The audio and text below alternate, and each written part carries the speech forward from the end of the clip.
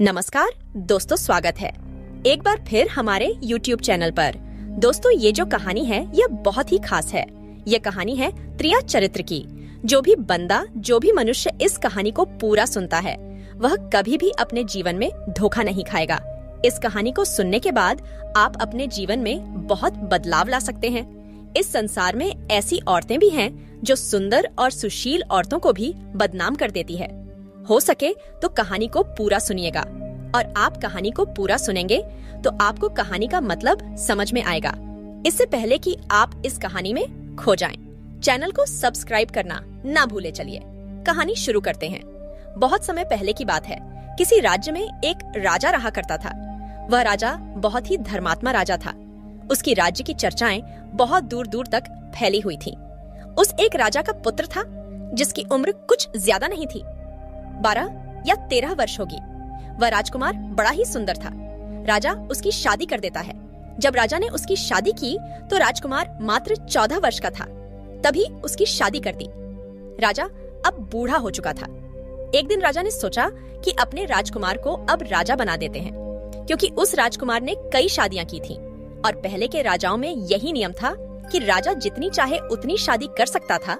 वह राजा अपने पुत्र को राजा बना देता है। उसकी शादी हो चुकी थी, और एक नहीं, राजकुमार की 7 शादी हो चुकी थी। वह राजकुमार जो कि राजा बना था, अपनी पढ़ाई लिखाई फिर भी कर रहा था। वह रोज गुरुकुल पढ़ने के लिए जाया करता था कि एक दिन की बात है, जब वह राजकुमार पढ़ने के लिए विद्यालय जा रहा था तो रास्ते में उसे एक पनिहारी मिली। वह पनिहारिन भी बहुत सुंदर थी। उस पनिहारिन ने राजकुमार से पूछा कि हे राजा, आप रोज कहाँ जाते हैं? राजकुमार कहता है कि मैं रोज पढ़ने के लिए, विद्या ग्रहण करने के लिए अपने गुरु के पास जाता हूँ। तो वो कहती हैं, ये तो अच्छी बात है, लेकिन ये बताइए, आपने त्रिया चरित्र पढ़ा है? राजकुमार कहता है कि नहीं, मैंने यह कभी नहीं पढ़ा। फिर पनिहारीन कहती हैं कि आप त्रिया चरित्र अवश्य पढ़ो। राजकुमार कहता है कि यह त्रिया चरित्र क्या होता है? पनिहारीन ने कहा कि आप यह बात अपने गुरु से जाकर पूछना और त्रिया चरित्र अवश्य पढ़ना। राजकुमार कहता है कि मैं आज ही जाऊंगा और अपने गुरु से जाकर पूछ लूंगा कि आपने मुझे त्रिया चरित्र क्यों नहीं पढ़ाया। इतनी बात कहने के बाद वह राजकुमार वहाँ से चल देता है। वह पनिहारिन की बात सुनकर वह राजकुमार गुस्से में था। उसकी आंखें लाल थीं। वह अपने गुरु के पास जाकर प्रणाम करता है। गुरुजी ने पूछा कि बेटा, क्या हुआ? आज तुम क्रोध में दिखाई दे रहे हो और तुम्हारी आंखें लाल क्यों हैं? क्या बात है, मुझे बताओ। राजकुमार ने क्रोध में जवाब दिया कि गुरुदेव, आपने मुझे त्रिया चरित्र क्यों नहीं पढ़ाया? यह बात आपने क्यों छुपाई? त्रिया चरित्र के बारे में मुझे बताया क्यों नहीं? गुरु कहते हैं कि बेटा, तुम त्रिया चरित्र नहीं पढ़ पाओगे, क्योंकि त्रिया चरित्र पढ़ना खतरे से खाली नहीं होता है, और जब तुम त्रिया चरित्र पढ़ोगे तो उसमें तुम्हारी जान भी जा सकती है। राजकुमार कहता है कि गुरुदेव, आप इसकी चिंता न करें, अपनी रक्षा हम स्वयं कर लेंगे। आप केवल मुझे त्रिया चरित्र पढ़ाइए। गुरुदेव कहते हैं कि ठीक है। अब तुमने हट कर ही ली, तो वो उसे त्रिया चरित्र पढ़ाने लगते हैं। त्रिया चरित्र पढ़ते पढ़ते राजकुमार को 1 साल हो गए, और जब 1 वर्ष हो गया तो गुरु ने कहा कि बेटा, अब तुम्हारी पढ़ाई पूरी हो चुकी है। अब तुम घर जा सकते हो और आराम से अपने राज्य को चला सकते हो। अब तुम्हें यहाँ आने की कोई आवश्यकता नहीं है। राजकुमार कहता है, ठीक है गुरुदेव। राजकुमार जैसे ही जाने को होता है, गुरुदेव उसे रोक लेते हैं और कहते हैं, बेटा, मैं तुम्हें एक ऐसा गुटखा देता हूँ। यह गुटखा जब तुम अपने कानों में लगाओगे तो कोई भी तुम्हें पहचान नहीं पाएगा, और तुम उसे पहचान लोगे। राजकुमार वह गुटखा अपने हाथों में ले लेता है, और गुरु ने कहा, इस गुट को ले जाओ और रात के 12 बजे, आज ही के रात में अपने महल से निकलकर के जंगल की तरफ जाना और पूर्व दिशा की ओर जाना। और जब तुम पूर्व दिशा की ओर जाओ तो यह गुटखा अपने काम में लगा लेना और वहीं पर खड़ा हो जाना। वह राजकुमार कहता है कि ठीक है, ऐसा ही करूंगा। राजकुमार आ जाता है। जब रात के 12 बज जाते हैं तो उस राजकुमार की 7 पत्नियां सो जाती है। आधी रात के समय वह राजकुमार अपने हाथों में गुटखा लेकर महल से जंगल की तरफ चल देता है। राजा जंगल में पूर्व दिशा की ओर जाता है और वहां जाकर अपने कानों में गुटखा लगा लेता है और वहीं पर खड़ा हो जाता है। तो उसने क्या देखा? उसने देखा कि वही पनिहारीन जो मुझे रास्ते में मिली थी, वही पनिहारीन एक थाली में खाना लेकर जंगल को जा रही है। वहाँ थोड़ी ही दूरी पर एक संत अपनी कुटिया में रहते थे। वह पनिहारिन संत के पास खाना लेकर जा रही थी। राजा ने देखा कि यह तो वही पनिहारिन है जिसने मुझसे कहा था कि त्रिया चरित्र की पढ़ाई पढ़ो, लेकिन पनिहारीन उस राजा को नहीं पहचान पाई क्योंकि राजा के कानों में घुटका लगा हुआ था। घुटका लगने की वजह से राजा किसी को भी पहचान सकता था।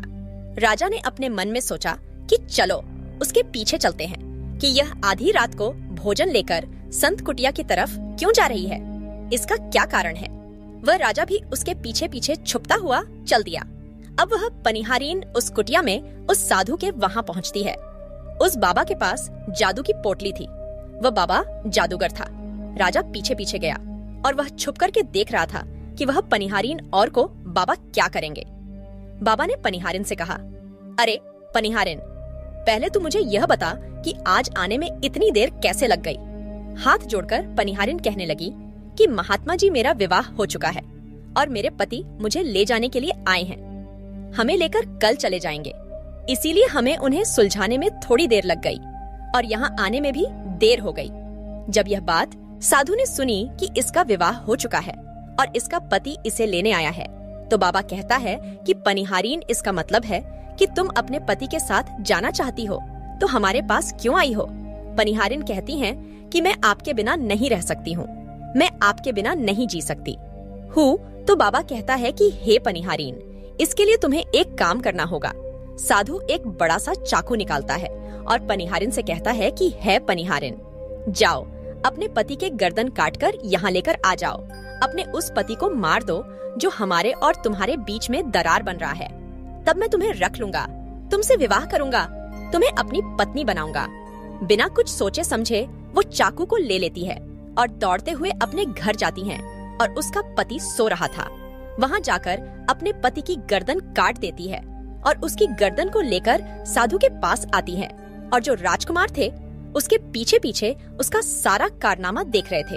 जब साधु ने देखा कि अपने पति को मार करके उसकी गर्दन यहाँ लेकर आए हैं, साधु को बहुत गुस्सा आया और उसने उसे लात मारी और कहाँ भाग जाओ यहाँ से, जब तू अपने पति की नहीं हो सकी, जिसके साथ तूने 7 फेरे लिए, तो तू मेरी क्या होगी। जल्दी भाग जाओ यहाँ से, अगर तुम मेरे पास दोबारा आई तो मैं तुझे जीवित नहीं छोड़ूंगा। साधु की यह बात सुनकर उस पनिहारिन को ऐसा लगा जैसे उसके पैरों तले जमीन खिसक गई हो। फिर भी अपने पति की कटी हुई गर्दन घर लेकर के आई और उसकी गर्दन जोड़ देती है और वहीं बैठ जाती है। और इधर जैसे ही सवेरा हुआ, अपने पति के पास बैठकर रोने लगती है और चिल्लाने लगती है। कहती हैं, देखो देखो, किसी ने मेरे पति की हत्या कर दी। रात में उस पनिहारिन का सारा कारनामा राजकुमार देख चुका था। इधर सारे गांव वाले कुछ पनिहारिन के घर चले जाते हैं और उसके पति की लाश को लेकर गांव के बाहर जाते हैं उसका दाह संस्कार करने के लिए। और वह पनिहारिन भी पीछे से भागती हुई रोती हुई चली जा रही थी। और उधर राजकुमार भी जा रहे थे जो कि अपने राज्य के राजा बन चुके थे। पनिहारिन भागती हुई चिल्लाती हुई पहुंची और कहने लगी, मैं तो सती बनूंगी, क्योंकि अगर जब मेरे पति ही नहीं रहे तो ऐसे जीवन का क्या फायदा, मैं इन्हीं के साथ सती हो जाऊंगी। राजा को उसकी बातें सुनकर हंसी आ जाती है और राजा कहता है, त्रिया चरित्र जाने ना कोई और खसम मार के सती हुए। राजकुमार की यह बात और कोई तो नहीं समझ पाया, लेकिन वह पनिहारिन समझ जाती हैं। कहती हैं कि राजा साहब, आप हमारे ऊपर यह बात कह रहे हैं, लेकिन चलिए कोई बात नहीं, मैं सती हो जाऊंगी। पनिहारिन कहती है कि जाते जाते मैं तुम्हें एक बात बताती हूँ। राजकुमार कहता है, क्या बता। पनिहारिन कहती हैं कि राजा साहब, आप जब चटाई पर बैठे तो उस चटाई को झाड़ कर बैठना।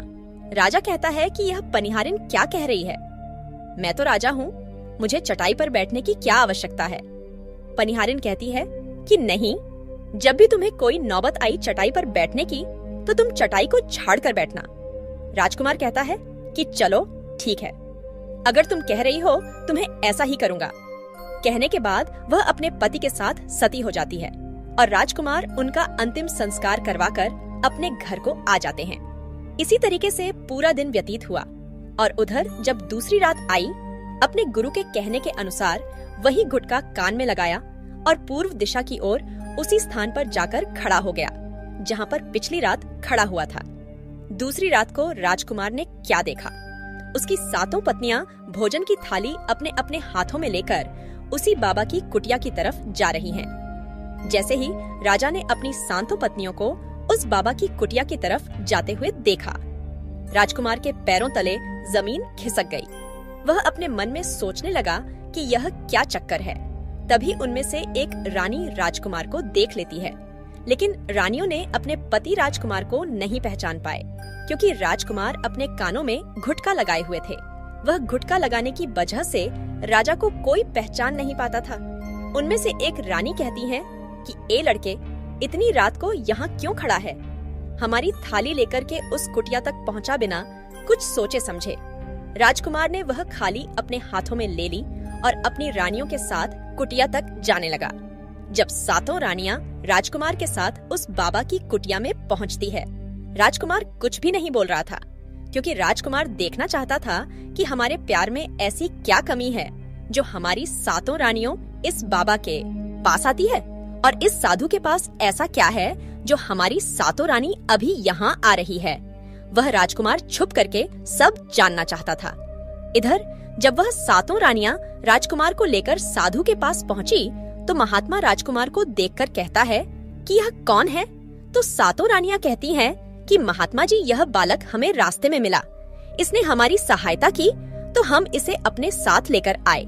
रानी कहती हैं कि एक काम करते हैं, इसे आज रात यहीं रहने देते हैं, कल सुबह होते ही यह चला जाएगा। वह साधु उनकी बातों को मान लेता है। वह साधु अपने एक शिष्य को बुलाता है और उससे कहता है कि आज रात के लिए इस बालक की रुकने की व्यवस्था कर दो।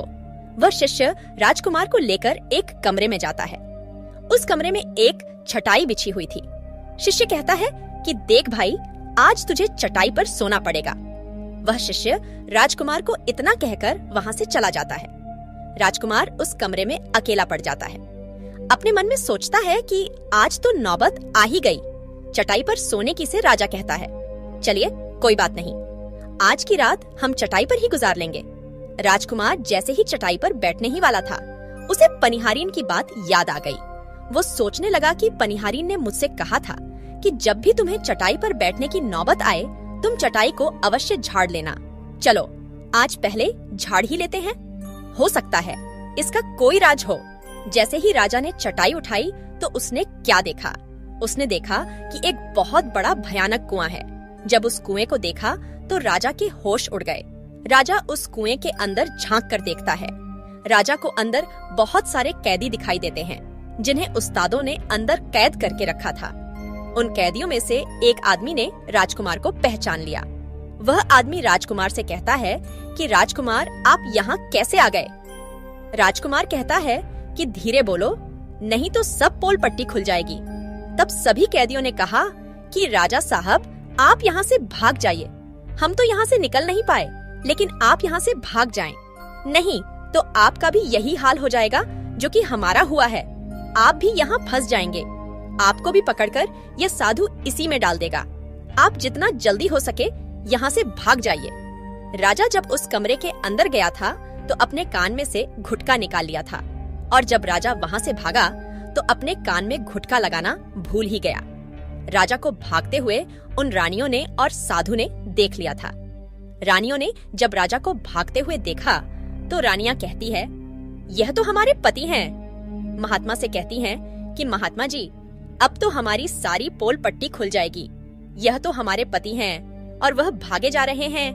उन्होंने हमें यहाँ देख लिया है, अब हमारा क्या होगा? वह साधु कहता है कि तुम यहाँ क्या देख रही हो, जल्दी जाओ और अपने पति को पकड़कर लाना। तो रानियां राजकुमार को पकड़ने के लिए दौड़ी दौड़ी जाती है, लेकिन वह राजकुमार राजा जो था इतना तेज था कि वह अपने महल जा पहुंचा। घबराई रानियों के तो होश उड़ गए। फिर वापस उसी बाबा के पास आती है और बाबा से कहती है कि महाराज, अब तो हमारे पति हमें जीवित नहीं छोड़ेंगे। हम जैसे ही घर जाएंगे वहाँ हमारी जान ले लेंगे। महात्मा, आप हमें बचा लीजिए, इसका कोई उपाय कीजिए। तब जाकर वह साधु रानियों को एक जादुई कील देता है और कहता है कि जब तुम जाओ तो अपने पति को बहला फुसलाकर उसके माथे में यह घूंस देना। जादुई कील तुम्हारे पति को ढेर बना देगा और तुम साथ मिलकर उसे मार देना। बस कहानी खत्म हो जाएगी और तुम सातों रानियों बच जाओगी। सब रानियां तैयार हो जाती हैं। वह सातों रानियां साधु की बात मान लेती है और जादुई कील लेकर महल आती है। वह सातों रानियां आपस में विचार करती है कि राजा सबसे ज्यादा प्रेम सबसे छोटी वाली रानी को करते हैं, तो वह 6 रानियां मिलकर जादू वाला कील छोटी रानी को दे देती हैं और कहती हैं, ये लो तुम्हारा काम है, तुम किसी भी तरह राजकुमार के सर में यह कील गाड़ देना। छोटी वाली रानी कहती है, ठीक है, और छोटी वाली रानी वह कील ले लेती है। जब राजा ने उन सातों रानियों को आते हुए देखा तो क्रोध में कहा कि पहले तुम यहीं रुको, पहले मुझे यह बताओ कि हमारे राज्य में और हम में ऐसी क्या कमी है कि तुम आधी रात को उस साधु के पास जाते हो। इसका क्या कारण है, पहले तुम मुझे बताओ। तो सातों रानियों हाथ जोड़कर कहती हैं कि महाराज हमें माफ कर दीजिए, हमें लगता है कि उस साधु बाबा ने हम पर कोई जादू टोना कर दिया था, इसीलिए हमसे ऐसी गलती हो गई। आइंदा ऐसी गलती हमसे कभी नहीं होगी। छोटी रानी की ऐसी बातें सुनकर राजा उनकी बातों को मान लेता है, क्योंकि वह राजा छोटी रानी से बहुत प्रेम करता था। वह राजा भी सोचने लगता है कि शायद उस बाबा ने ही इन पर कोई जादू टोना किया होगा।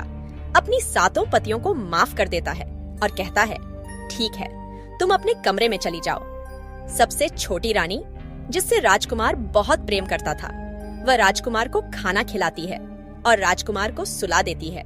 जब वह राजा सो गया तो वहाँ 6 रानियां भी वहीं आ जाती है। सबसे छोटी रानी जो थी वह जादुई कील निकालती है और राजा के सर में तो देती है। छोटी रानी ने कील जैसे ही ठोकी, राजा पूरा तेजी से उठा, लेकिन इतने समय में वह ढेर बन चुका था। अब उस राजा में इतनी शक्ति नहीं थी कि उन रानियों से मुकाबला कर सके। वह सातों रानियां उस राजा को पकड़ने लगी। राजा फिर भी हिम्मत नहीं हारा। अपने महल की खिड़की से कूदकर राजा भागते भागते अपने गुरु के पास पहुंच गया और कहने लगा कि गुरुजी, मुझे माफ कीजिए, मेरी जान बचाइए, नहीं तो मैं मारा जाऊंगा। गुरु कहते हैं कि बेटा, मैंने तुमसे कहा था कि तुम त्रिया चरित्र मत सीखो, इसमें जान भी जा सकती है। अब सीखो, त्रिया चरित्र देखा। इसका नतीजा राजकुमार कहता है, गुरुदेव मुझे माफ कर दो और जल्दी मेरी जान बचाओ, नहीं तो मैं मारा जाऊंगा। मेरी पत्नी ने मेरे सर में जादुई कील ठोकी है, जिसकी वजह से मैं ढेर बन चुका हूँ। गुरु ने जब ध्यान से देखा तो कहा कि यह वही कील है जो साधु ने दिया है, मैं तुम्हें अब नहीं बचा सकता। राजकुमार कहता है कि नहीं गुरुदेव, ऐसा मत कहिए, मैं आपका शिष्य हूँ, आपका कर्तव्य है मेरी जान बचाना। तो अब गुरु कहते हैं कि है बेटा, मैं तुम्हें बचा तो नहीं सकता, लेकिन एक उपाय है। राजकुमार कहता है, क्या गुरुदेव? गुरु कहते हैं कि हम तुम्हें तोता बना देंगे, और जब हम तुम्हें तोता बना देंगे तो तुम सुखवाद राजा के राज्य में चले जाना और वहीं जाकर रहना, क्योंकि सुखवाद राज्य में वह साधु का जादू नहीं चलता है। और तुम्हें जब बहुत प्रेम करने वाली स्त्री मिलेगी तो तुम पुनः राजकुमार बन जाओगे। वह राजकुमार कहता है, ठीक है गुरुदेव, आप हमें तोता बना दीजिए। वह गुरुदेव उसे तोता बना देते हैं और वह तोता बनने के बाद वह वहाँ से उड़ा और सुखवास राजा के राज्य में चला गया, जहाँ पर बहुत सारे तोता रहते थे। वहीं जाकर रहने लग रहा और सातों रानियों उस राजकुमार को खोज रही थी। जब राजकुमार नहीं मिला तो फिर से उस बाबा के पास जाती हैं और कहती हैं कि बाबा जी, वह रात को राजा भाग चुका है, आप अपनी पोटली निकालिए और देखें कि वह कहाँ है। वह महात्मा अपनी पोटली खोलता है और देखने लगता है कि वह राजकुमार तोता बन करके सुखराज राजा के राज्य में रह रहा है। वह साधु यह सारी बात रानियों को बताता है तो रानियां कहती हैं कि स्वामी अब क्या करें। वह साधु कहता है कि अब तुम अपने राजमहल में जाओ और जाकर की घोषणा कर दो कि जो भी तोता पकड़ करके लाएगा हम उसे 5 सोने के सिक्के देंगे। सातों रानियों अपने महल पहुंचते हैं और वहां पर घोषणा कर देती है कि सभी बहेलियां से कह दो कि जो भी तोता पकड़ कर लाएगा हम उसे 5 सोने के सिक्के देंगे। उस राज्य के जितने बहेलियां थे तोता पकड़ने के लिए चारों तरफ घूमने लगते हैं और जो भी तोता पकड़ते लेकर के रानी के पास जाते और 5 सोने के सिक्के ले लेते थे और वहां से चले जाते और वह सातों रानियां उस तोते को मार देती। ऐसे ही धीरे धीरे बहुत समय निकल गया और यह राजकुमार जो तोता बनकर जहाँ गया था वहाँ सारे तोताओं से बहुत अच्छी अच्छी बातें करता था, उन्हें बहुत ज्ञान की बातें बताता था। तो सारे तोता को लगा कि यह तोता तो बहुत समझदार है, यह तोता तो बहुत अच्छी अच्छी बातें करता है, इसे हम अपना राजा बना लेते हैं। सभी तोता मिलकर उसे राजा बना लेते हैं। राजकुमार सभी तोताओं का राजा बन जाता है और वहीं छुपकर रहने लगता है। एक बहेलिया तोता पकड़ते पकड़ते सुखलाल राजा के राज में पहुंच जाता है और वह उसी पेड़ के पास पहुंच जाता है जहां पर वह राजकुमार तोता बनकर छुप कर रहता था। जब उस बहेलिया ने इतने सारे तोते को देखा तो अपने मन में सोचा कि अगर हम इतने सारे तोते पकड़कर रानी के पास ले जाएंगे तो हमें बहुत सारी सोने के सिक्के मिल जाएंगे। लेकिन वह पहेलियां सोचता है कि हम इतने सारे तोताओं को पकड़ेंगे कैसे, जिस पेड़ पर वह तोता रहते थे। जैसे ही सुबह हुई उस पेड़ से सारे तोता उड़कर दाना पानी के लिए बाहर चले जाते हैं और इधर बहेलिया क्या करता है, चाकू से पेड़ पर चारों तरफ कट लगा देता है जिससे कि पैसे बहुत सारे गोंद निकल जाते हैं। पेड़ के चारों तरफ ही गोंद हो जाते हैं। जो लोग गोंद के बारे में नहीं जानते, मैं उन्हें बता दूं कि हर पेड़ पर एक प्राकृतिक गोंद निकलता है जिससे हम कुछ भी चिपका सकते हैं। तो दोस्तों, अब वह पेड़ डीच के चारों तरफ गोंद ही हो जाते हैं। अब बहेलिया सोचता है कि जब भी वह सारे तोते आएंगे, इस पेड़ पर बैठेंगे, वह सभी इस पेड़ में चिपक जाएंगे और मैं आसानी से उन्हें लेकर चला जाऊंगा। बहेलिया वहीं छिप करके देखने लगा और जब शाम हुई सारे तोता वापस आए और वह तोता जैसे ही पेड़ पर बैठे सभी का पैर उस गोंद में चिपक गया क्योंकि पूरे पेड़ में गोंद ही गोंद लगा हुआ था। अब तो सारे तोते परेशान हो गए। उनमें राजकुमार अभी जो तोता बना हुआ था वह भी चिपक गया था। सारे तोते राजकुमार से कहते हैं, क्योंकि सारे तोते राजकुमार को अपना गुरु मानते थे, कि आप कुछ भी सोचो, हम सबको बाहर निकालो, नहीं तो सुबह तक वह बहेलिया आएगा और हमें पकड़कर लेकर चला जाएगा।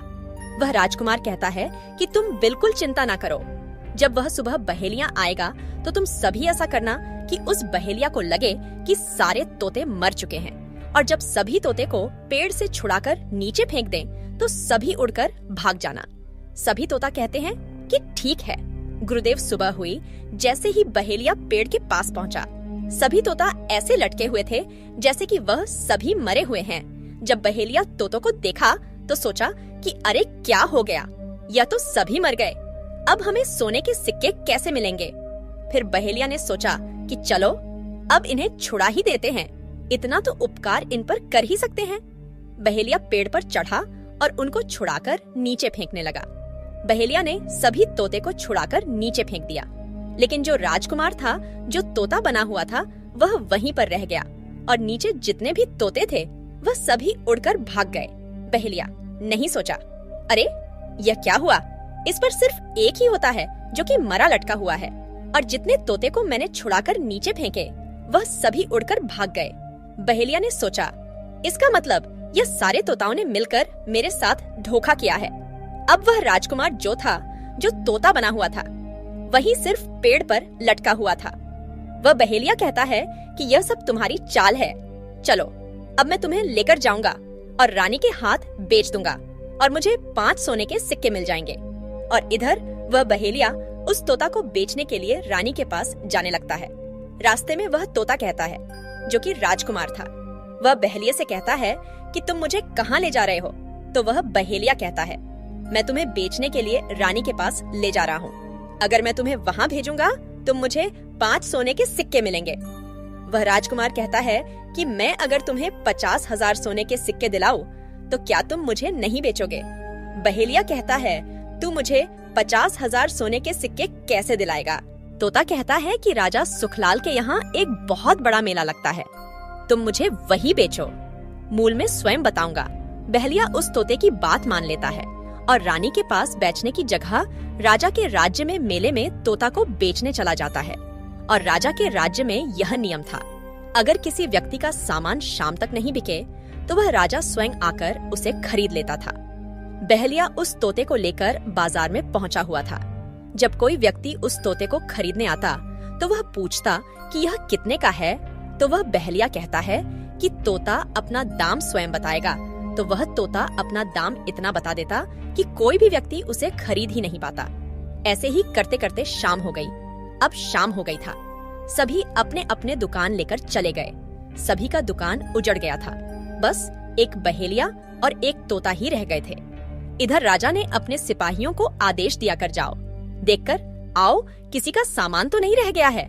जब राजा के सिपाही आए तो उन्होंने देखा कि एक बहेलिया तोता को लेकर बैठा हुआ है।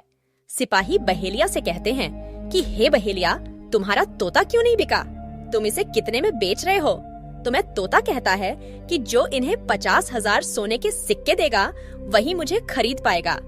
उस तोते की बात सुनकर वह सिपाही आश्चर्य में पड़ जाते हैं।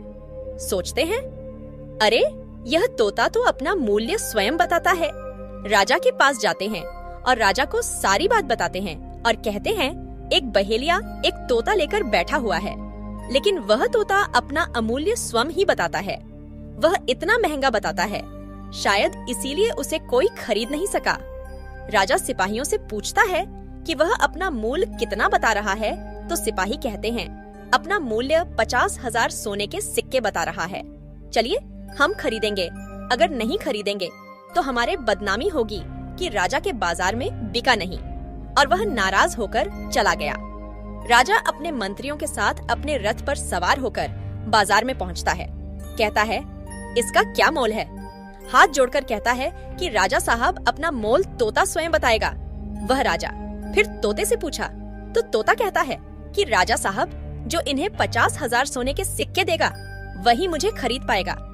अपने सिपाहियों से 50,000 सोने के सिक्के मंगवाता है और बहेलिये को पकड़ा देता है और तोता को लेकर अपने महल चला जाता है। वह बहुत ही बुद्धिमान था क्योंकि वह राजा था। वह तोता राजा को बहुत अच्छी अच्छी बातें बताने लगा। जब राजा पर कोई खतरा आने वाला होता तभी वह तोता बता देता कि राजा साहब आप पर यह खतरा आने वाला है। सब उस तोते से बहुत अधिक प्रेम करने लगते हैं। जब यह बात रानियों को पता चले कि राजा के ऐसा तोता लेकर आए हैं जो कि तोता बोलता है और बहुत अच्छी अच्छी बातें बताता है, तो रानियां राजा से कहती हैं, उस तोता को मेरे पास भिजवा दीजिए। हम भी उस तोता को देखना चाहते हैं। हम उस तोता से बातें करना चाहते हैं। राजा अपने मंत्रियों से कहकर वह तोता रानियों के पास भिजवा देता है। रानी उस तोते से बातें करके बहुत खुश हो जाती है। वह रानी भी तोते से बहुत प्रेम करने लगती है और कहती है कि वाह रे तोता, इसीलिए तुझे राजा साहब ने 50,000 सोने के सिक्के देकर खरीदा है। राजा की एक पुत्री थी जो कि बड़ी सुंदर थी।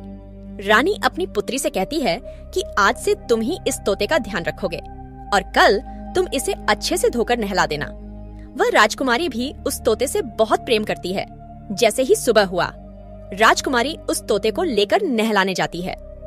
राजकुमारी उसे नहला रही थी तो उसने देखा कि तोता के सिर पर कील सा कुछ लगा हुआ है। राजकुमारी उस कील को निकाल देती है। राजकुमारी जैसी ही कील को निकालती है, वह तोता पहले वाला एक सुंदर सा राजकुमार बन जाता है। उसे देखकर घबरा जाती है।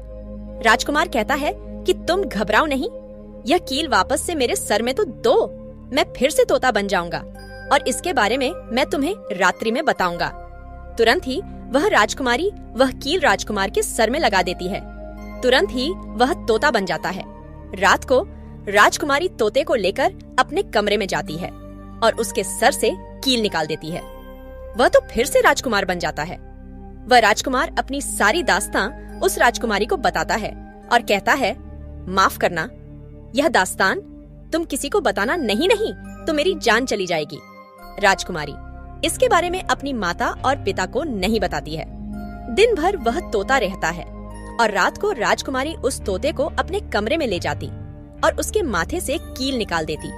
वह राजकुमार बन जाता और रात में वह दोनों साथ में ही रहते और ऐसे ही धीरे धीरे समय निकलता गया। राजकुमारी को राजकुमार से प्रेम हो जाता है।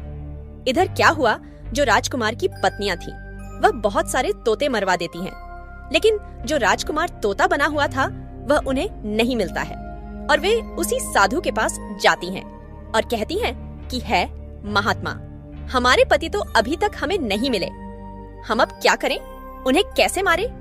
वह साधु फिर से अपनी पोटली खोलता है और देखता है कि वह राजकुमार अभी तक तोता बनके राजा के घर में रह रहा है। वह साधु रानियों से कहता है कि तुम एक काम करो कि तुम नृत्य कला सीखो। हम सभी मिलकर उस राजा के घर नृत्य कला करने जाएंगे और जब राजा हम पर प्रसन्न हो जाएगा और हमें कुछ मांगने को कहेगा तो हम उस तोते को ही मांग लेंगे और फिर आसानी से उसे मार देंगे। धीरे धीरे समय बीता, साधु तबला बजाता और सातों रानी पूरी तरह से नृत्य कला सीख चुकी थी।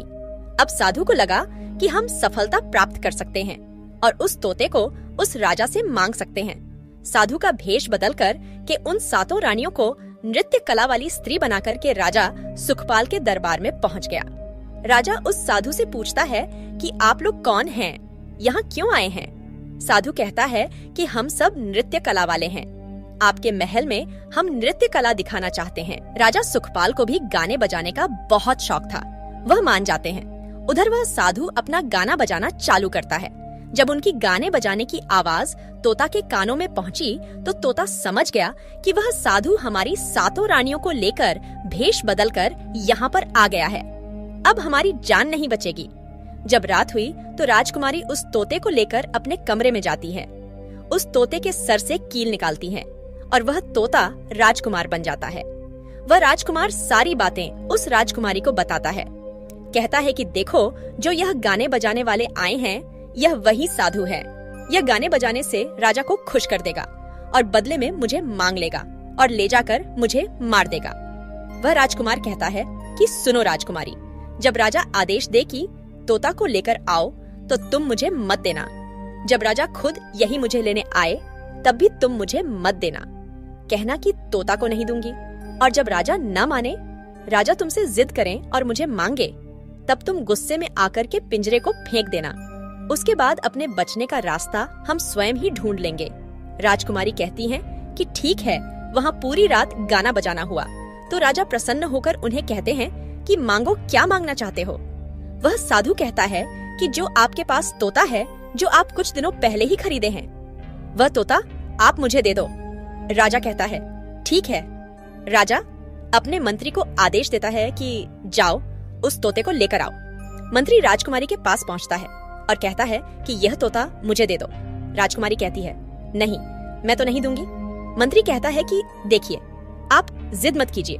राजकुमारी कहती है कि तुम जाओ और मेरे पिताजी को यहाँ भेज दो, वह आकर इसे ले जाएंगे। मंत्री राजा को जाकर सारी बात बताता है। राजा स्वयं यही आता है। उस तोते को लेने के लिए वह राजा जाकर कहता है कि बेटे, यह तोता मुझे दे दो। यह नृत्य कला वाले को देना है जो रात भर यहाँ गाना बजाना किए हैं। यह उन्हें देना है। तो राजकुमारी कहती है कि पिताजी, यह तोता मैं नहीं दूंगी। क्रोध में आकर राजा कहने लगा कि बिटिया, कैसी बातें कर रही हो? इसे देने का मैंने वादा किया है। जब राजकुमारी ने राजा को क्रोध में देखा तो राजकुमारी को भी गुस्सा आ गया और राजकुमारी गुस्से में पिंजरे को जमीन पर फेंक देती है। वह पिंजरा जैसे ही जमीन पर गिरा वह टूट गया और तोता जो था वह सरसों का दाना बन गया। यह देखते ही साधु तुरंत कबूतर बन जाता है और उस दाने को चुगने के लिए झुकने लगता है। उसमें से जो एक दाना था बस वही राजकुमार था। एक नाली में जाकर गिरता है। जैसे ही वह दाना नाली में गिरता है, राजकुमार बाज बन जाता है और एकदम से कबूतर पर झपटता है और उसे मार देता है। इस तरह से उस साधु की मृत्यु हो जाती है। राजा यह सब देखकर आश्चर्यचकित हो जाता है। उस कबूतर को मारकर फिर से तोता बन जाता है और जो राजकुमारी थी उस तोते से कील निकाल देती है और वह फिर से पहले जैसा राजकुमार बन जाता है। वह राजकुमारी अपने पिता को सारी बात बता देती है। वह राजकुमार कहता है कि देखिए राजा साहब, मैं भी एक राजा हूँ और मैं आपकी बेटी से प्रेम करता हूँ और मैं उससे शादी करना चाहता। वह राजा अपनी पुत्री से पूछता है कि बेटी, क्या तुमसे शादी करना चाहती हो? राजकुमारी कहती है कि पिताजी, मैं इनसे प्रेम करती हूँ। राजकुमार उस राजा की पुत्री से विवाह करके अपने महल जाता है और जो उनके साथ पत्नी आती उनको पकड़बंदी गृह में बंद करवा देता है और खुशी खुशी उस राजकुमारी के साथ रहने लगता है। यही है त्रिया चरित्र की पढ़ाई, जिसे पढ़ने के बाद राजा को अपनी जान बचाने के लिए क्या क्या नहीं करना पड़ा। तो दोस्तों, आज की वीडियो कैसी लगी कमेंट करके जरूर बताएं। वीडियो पसंद आई हो तो लाइक करें और अपने दोस्तों को शेयर जरूर करें। मिलते हैं जल्द ही नई वीडियो के साथ। तब तक के लिए जय श्री कृष्ण मित्रों।